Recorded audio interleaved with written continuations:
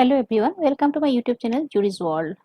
Today I am going to give you the summary of the chapter Ranga's Miris from your snapshot. Chapter 3, written by Musti Venkatesh Iyengar. Ranga, the accountant's son, is one of the rare breed among the village folk who has been the city to pursue his studies. And when he returned to his village from the city of Bangalore, the crowds mill around his house to see whether he has changed or not. And his ideas about marriage are now quite different. And are they?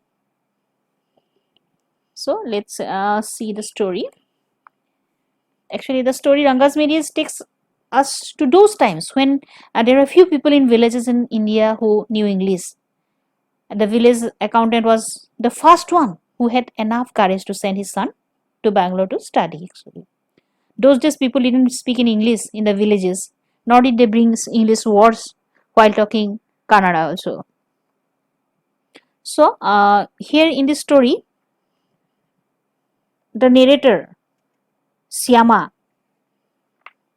is a gentleman. He enjoys helping others and takes pains to make people happy around him. He is a villager and is mighty proud of his village Hosahali.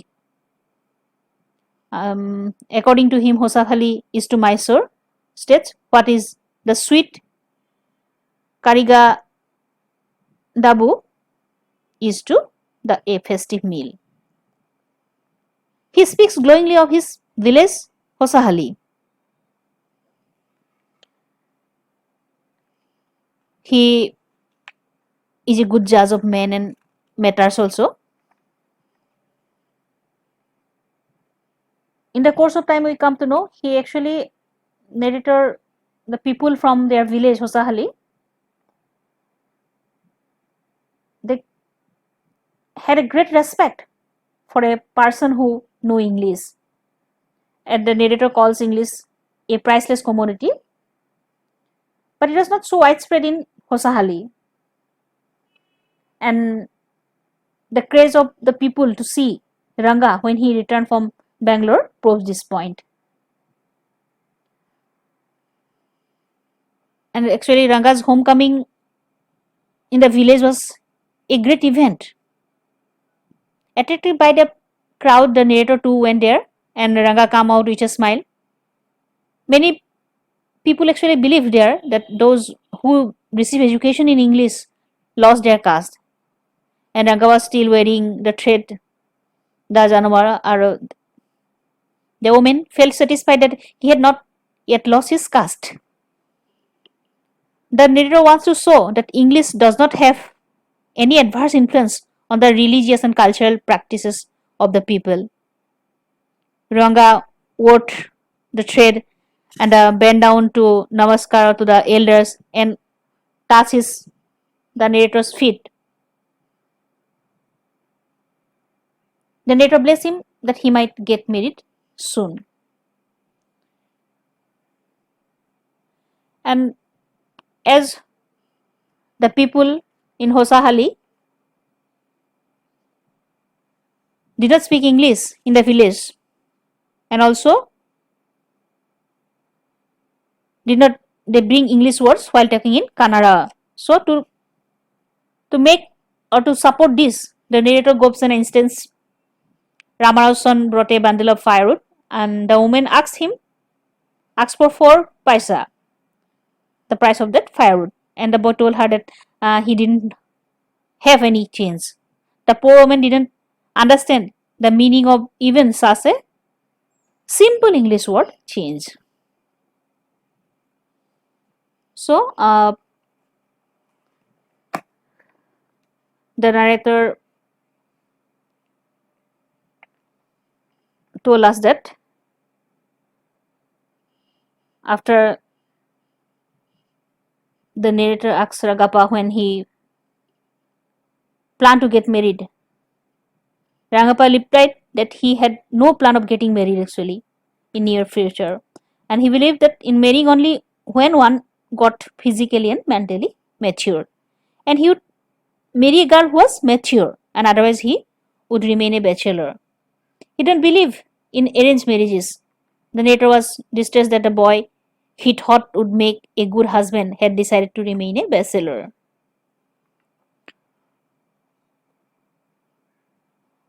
As uh, we come to know that Ratna was Ramarao's niece, she was a very pretty girl of 11 actually, and she had come to stay with her uncle. She was from a very big town, knew how to play the veena and the harmonium, and she also had a sweet voice. And the narrator thought that Ranga was just the boy for her and she was the most suitable bride for him. So he's quick to judge that Ranga can be the best boy for Ramarao's niche Ratna. And this proves that his choice is sound. Actually, he is great manipulator also. While Ratna sings, he calls for Ranga. So the boy sees the girl and silently develops liking for her.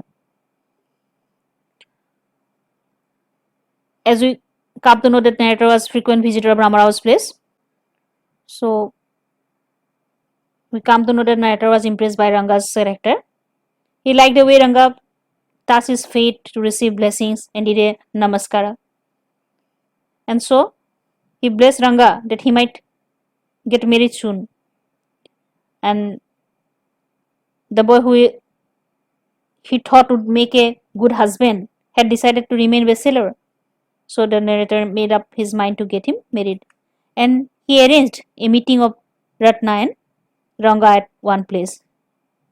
So it was Friday. The Ratna that day Ratna was wearing a grand sari, and the narrator asked her to sing a song. While she was singing, the narrator sent for Rangappa.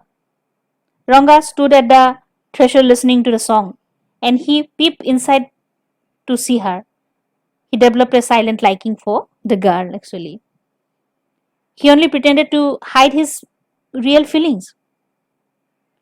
And so he was pained when the narrator told him a lie that she was married a year ago. Actually, the narrator was a good judge of men and matters and also situations. So he knew how to create a favorable situations. He convinced Ranga to accompany him to Sastri.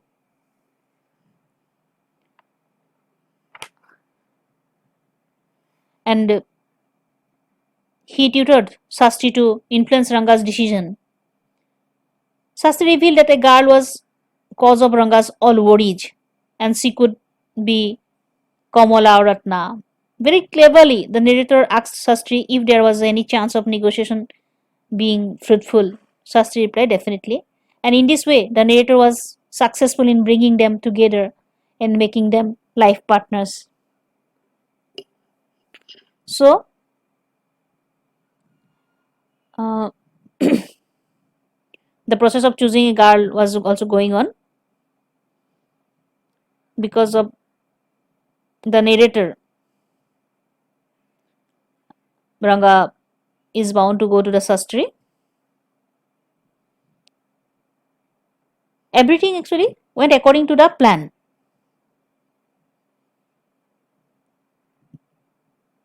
And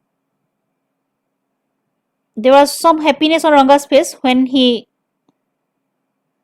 come to know that the narrator told him that actually the girl was not married. And then he asked Ranga if he had Ratna in his mind. Ranga admitted actually his liking for her.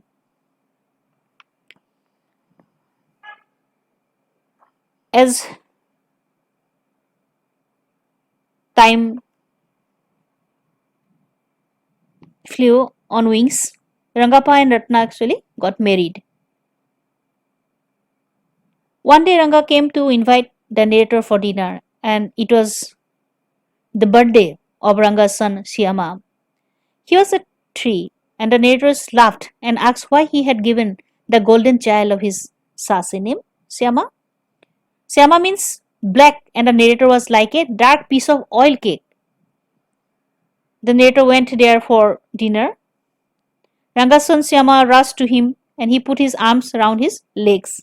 The narrator kissed him on his cheek. He placed a ring on his tiny little finger. So, from this is the story. Uh, his plan worked. Eventually, both Ranga and Ratna got married. So,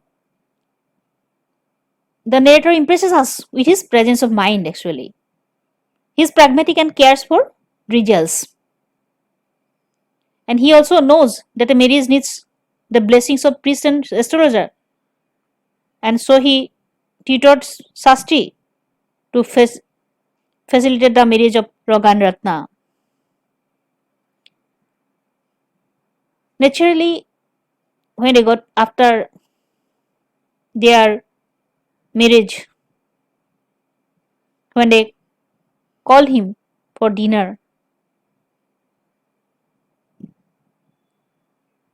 and when he come to know that their only child's name is Sama, he feel happy actually. He was very happy to listen his name actually. Naturally, he earns the respect of Ranga and Ratna there. Actually, the couple names their child Shama as a mark of respect for the narrator. So, this is the story of Ranga's marriage. So, Ranga's homecoming to Hosahali village from Bangalore was a great event for the villagers, and everyone wanted to see an English educated young man, and the narrator made up his mind to get Ranga married to Ratna, a pretty niece of Ramarao, and he arranged their meeting with the help of a village astrologer Sastri, facilitated their marriage, and he was successful in his plan.